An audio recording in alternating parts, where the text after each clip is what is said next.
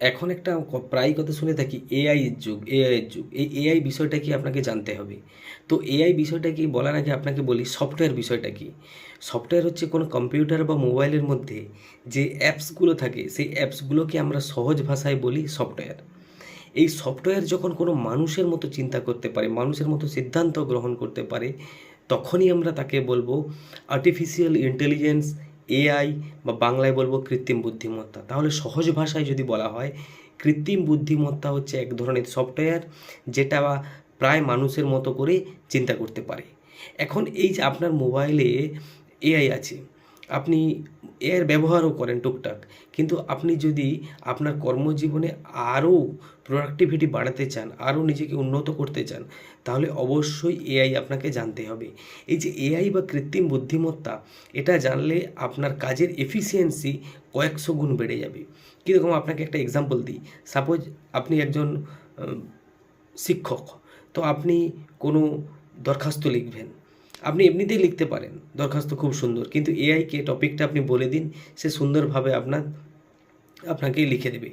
আবার আপনি একজন ছাত্র, আপনার কোনো প্যারাগ্রাফ বা কোনো লেটার বা যে কোনো কিছু লেখার প্রয়োজন, প্রশ্ন উত্তর, আপনি এআইকে ওই টপিকটা বলে দিন, এআই সুন্দরভাবে আপনার মতো করে লিখে দেবে। আপনি যদি ক্লাস 5-এর ছাত্র হন, ক্লাস 5-এর মতো, আপনি যদি ক্লাস 10-এর ছাত্র হন, 10-এর মতো, তাহলে যে কোনো বয়সের ছাত্রের জন্যই কিন্তু এআই তার তথ্য বিশ্লেষণ করে লিখতে পারে, কারণ এই মানুষের মতো চিন্তা করতে পারে। এখন প্রশ্ন হচ্ছে আপনি কিভাবে এআই ব্যবহার শুরু করবেন। না, এআই ব্যবহার শুরু করার জন্য আমাদের এআই কিছু টুলস আছে। টুলস জিনিসটা কি না, যেমন কোনো মিস্ত্রি যেমন কাজ করতে যাওয়ার সময় তার অনেক সরঞ্জাম নিয়ে যায়, তেমন এআইয়েরও বিভিন্ন ধরনের টুলস আছে। সেই টুলসগুলো কি, যেমন সবথেকে জনপ্রিয় টুলস হচ্ছে চ্যাট জিপিটি। এই চ্যাট জিপিটির দ্বারা আপনারা যে কোনো টেক্সট তৈরি করতে পারেন। আবার আছে গুগলের জেমিনি আছে। এই জেমিনির দ্বারা দেখা গেছে খুব ভালো এক্সাম ফ্রেন্ডলি মক টেস্ট নেওয়া যায়।